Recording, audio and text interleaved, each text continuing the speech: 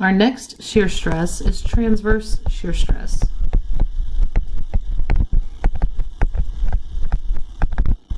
It is VQ over IT. V is the internal shear at the point that we're looking at. I is the centroidal moment of inertia. Q is the first moment of area of what I like to call the shearing plane, and T is the thickness of the shearing plane. If I have a simply supported beam loaded with an evenly distributed load, the shear and moment diagrams are going to look like this, where we have a constantly decreasing shear and a moment with second degree curve. Now if I were to further take a slice out of this system, I would see that my shear is changing and that my moment is changing as I move from left to right. So if I call this moment 1 and moment 2, I can put these on my little rectangular slice here with a width of dx, so greatly exaggerated from my original drawing. Now on my example, moment 1 is slightly larger than moment 2, so that means my bending stress distribution is going to reflect that. Assuming a rectangular cross-section, my neutral axis is going to be in the middle. And you'll see here that my bending stress distribution on the left side is larger, has a greater magnitude, bigger triangles, than my bending stress on the right side. Now if I were to slice the system again, now what we see here from this slice is that I have more bending stress on the left side than I do on the right side. Up here, everybody balances each other out because I've got tension and compression that work out on either side. But intermediately, I do not. So to make up for this difference, I have transverse shear. If I were to try to make a 3D model here of all the cuts that I've made, I've got the width dx and I've got my red shear line here and my neutral axis in green. So to find that transverse shear, first this is T for the thickness of the equation, and then we have that value Q. Q is equal to the first moment of area, so that is y bar prime A prime.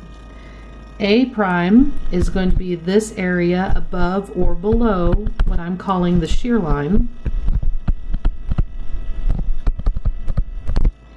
And then y bar prime is the distance from A prime's centroid down to the neutral axis.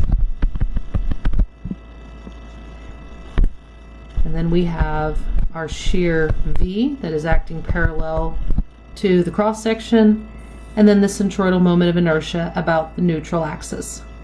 So in this example, we're given a simply supported beam with a 100-pound force acting in the middle. We have a section AA that is 2 feet from B, and at cross-section AA, we see we have a rectangular cross-section with a point A located at 1.5 inches from the top. Find the transverse shear at A and the maximum transverse shear. So the first thing that I'm going to do is a shear moment diagram to find my shear at A and to see where my maximum shear force is for my maximum transverse shear calculation.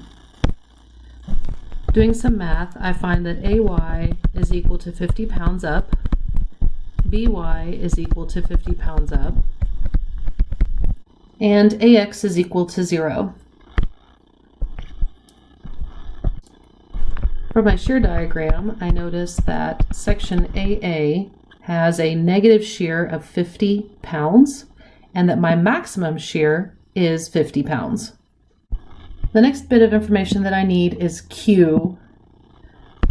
And if I look here at point A and draw my shear line here at A, the area above A is my A prime A value, and then I have the distance to my neutral axis, which is going to be the y bar prime for A value. My transverse shear equation is equal to VQ over IT. So that is going to be negative 50 pounds for point A. My Q for A is this red area, so that is 2 inches by 1.5 inches. So there's my A prime. And then the distance from the A prime centroid to the neutral axis is 3 inches minus 1.5 inch divided by 2. Inertia for a rectangular cross-section is base times height divided by 12. And then I need to multiply by the thickness of my shear line, which is 2 inches. All of my units are in pounds and inches, and I find that my transverse shear at A is equal to negative 4.6875 pounds per square inch. Maximum shear stress, if we look at our equation here, VQ over IT, the two things that are going to change for the cross-section are Q and T. So coming up here, I see that my thickness is consistent throughout the entire cross-section. It's 2 inches. So Q is what I need to maximize. And if I'm looking at area and its distance to the neutral axis, then the maximum Q I can get in this instance is going to be the area completely underneath the neutral axis Z. A max. Or I can go above. I'm drawing it underneath here because I've already got red scribbled above. But it's the same area because it's symmetric, right? So that is going to be the maximum area for my maximum Q. So coming back to my transverse shear equation, I'm going to have 50 pounds, and it doesn't matter if it's positive or negative because both of those are the maximum values, times my A prime, 2 inches times 3 inches, and then the distance from A prime centroid to the neutral axis, which is 1.5 inches, all over the same inertia, and the 2-inch thickness. My maximum transverse shear for the cross-section is 6.25 pounds per square inch, and that will be positive or negative. In this example, we have a plus-shaped cross-section with a neutral axis halfway up. It is symmetric about the horizontal and vertical axes. Our centroidal moment of inertia about the neutral axis is 5.737 inches to the fourth. Find the maximum shear stress. In the first example that we did, the maximum shear stress had the maximum Q, which was the area above or below the neutral axis, since this is symmetric. So I'm going to do that again. So I'm going to take the entire area above the neutral axis, and since I've got two rectangular shapes here, I'm going to break it up into this big long skinny piece 1 and this smaller piece 2. So my Q is equal to base 4.75 times height 0.25 times the distance to its centroid from the neutral axis, 0.25 divided by 2. And I'm going to add that to the tall skinny piece that has a height of 2 inches, a width of 0.75 inches, and a distance to its centroid from the neutral axis of 2 divided by 2 inches plus that 1/4 of an inch to get to its starting point. So this Q is equal to 2.023 inches cubed. With that Q, I have a maximum shear stress of V 80 pounds times Q 2.023 inches cubed all over the inertia 5.737 inches to the fourth, and then the thickness. So the thickness of that shear line, which would be my neutral axis, is 4.75 inches. So I have a shear stress value of 5.94 psi. I'm not stopping here because the other value that can alter my shear stress is the thickness. And I see here that I have a much smaller thickness with quite a bit of area in that vertical component of my cross section. So what if we do the shear stress value there? My Q will enter the area, 7.5 times 2 inches times the distance to the centroid, 0.25 plus 2 inches divided by 2. That'll get it to the centroid. And this Q is equal to 1.875 inches cubed. It's a smaller Q, but the thickness is also smaller.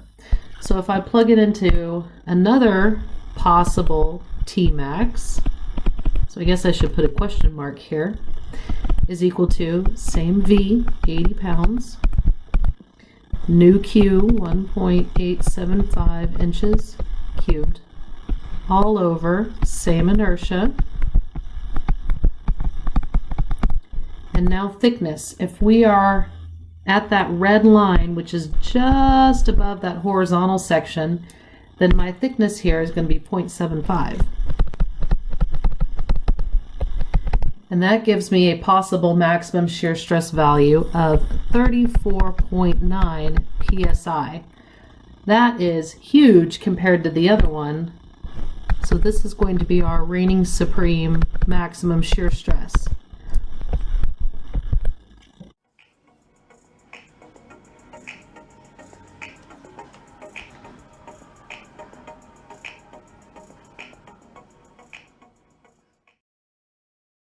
One thing that we can do with transverse shear is use it in design, specifically connector spacing.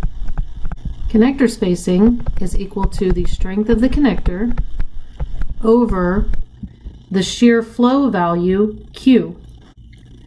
Shear flow is equal to VQ over I. Does that look familiar from transverse shear? Yes.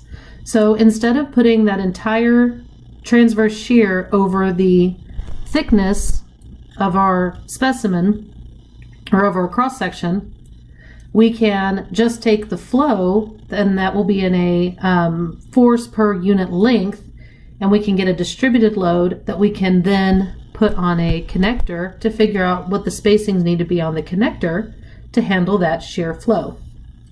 Let's say, for example, we have a portion of this aircraft plating here.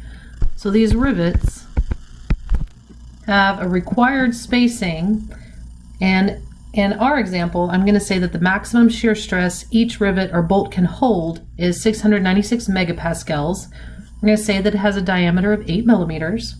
I have here a cross section of that plating, so I would have my two overlapped plates here that are 120 millimeters by 20 millimeters. And let's say I have a shear force of 75 kilonewtons. Find the maximum required spacing. My solution requires the spacing equation, which is the connector strength over the shear flow, and then the shear flow to the rivets, which is VQ over I.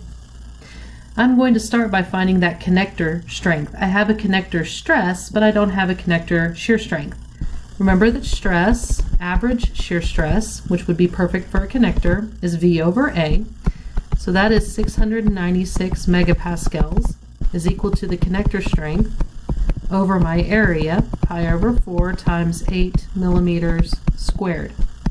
And I find that I have a connector strength of approximately 35 kilonewtons to 3 significant digits.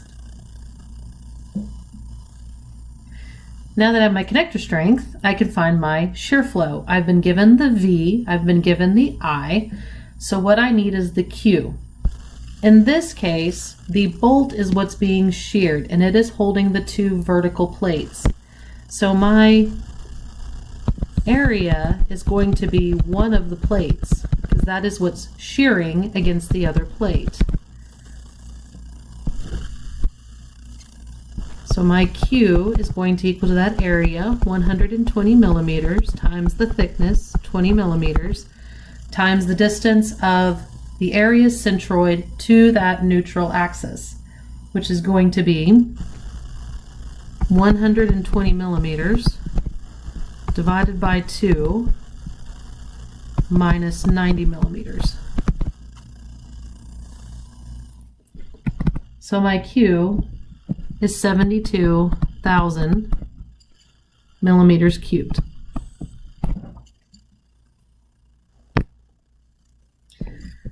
So my shear flow Q is now equal to 75 kilonewtons times my first moment of area, 72,000 millimeters cubed, all over my inertia, which was given to us at 10.08 times 10 to the 6th millimeters to the 4th. And we have a shear flow value of 0.53571 kilonewtons per millimeter. It's a linear distributed load. And now I want to distribute that load to my bolt spacing. So spacing is equal to that connector strength, 35 kilonewtons, divided by 0.53571 kilonewtons per millimeter. And I get a spacing value of about 65.3 millimeters. This time we have an eye-shaped cross-section made of 3 components that are all 1 by 4 inches. We have a 100-pound shear force, and we want to find the connector strength required if all of the blue nails that I've got drawn over here are 6 inches apart from one another into the page.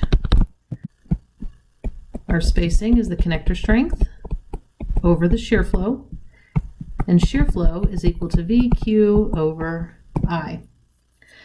So if I'm looking at the nails, what are the nails holding? They're holding the horizontal piece to the vertical piece.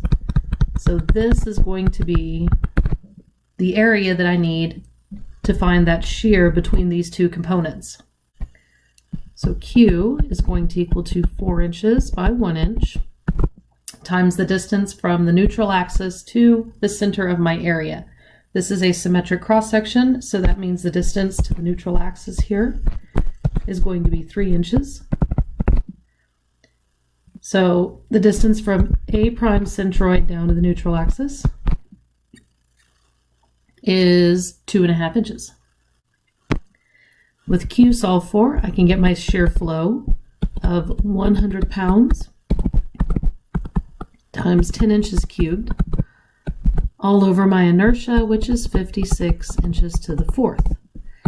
And I have a shear flow value of 17.857 pounds per inch.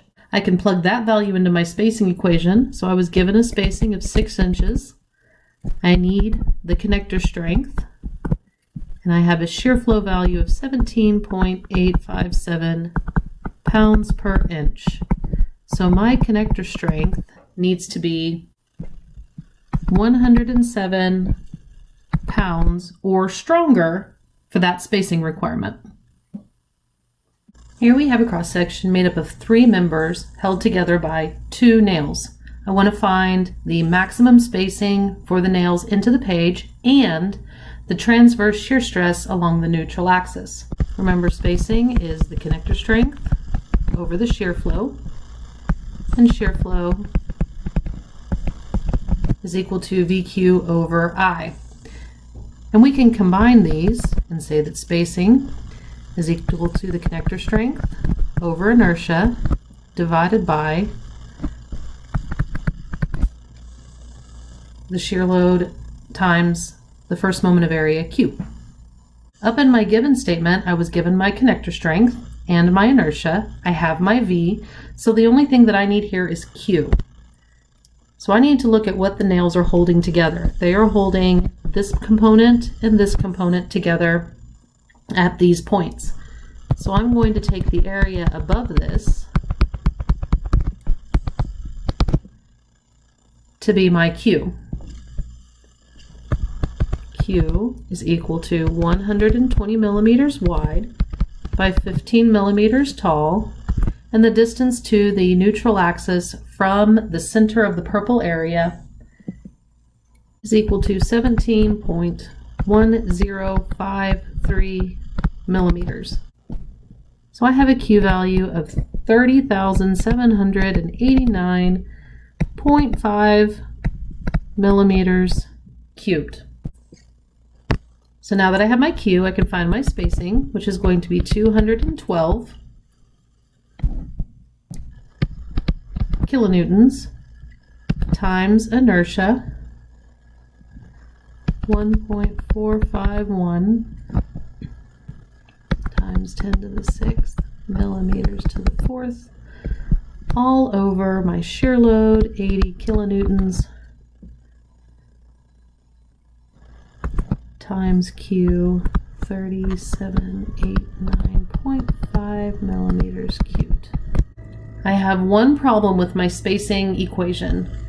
Up here, I have 2 nails. So I don't just have one connector strength, I have 2 connector strengths. So this component needs to be multiplied by 2 nails.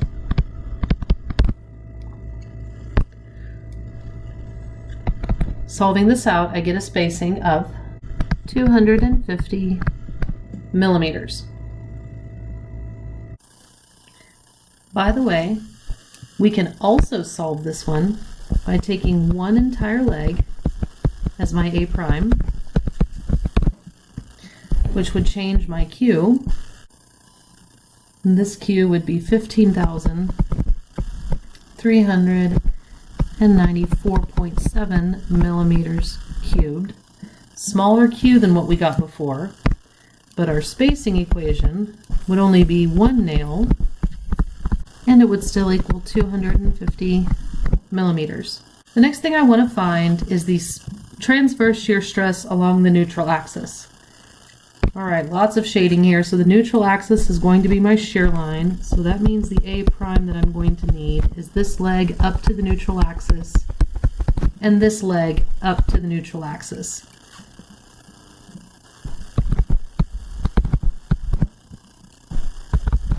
Put a little T on there. That's the A prime that I need for the shear stress. So my Q for the shear stress is going to be 2, because they're symmetric, and they're 20 millimeters wide by 40.397 millimeters tall, and the distance to the centroid of the leg to the neutral axis is 40.397 millimeters divided by 2. And that's going to give me a Q value of 32,638.4 millimeters cubed. Now I can plug that into my shear stress equation, BQ over IT, and that is going to be 80 kilonewtons times 32,638.4 millimeters cubed, all over my given inertia,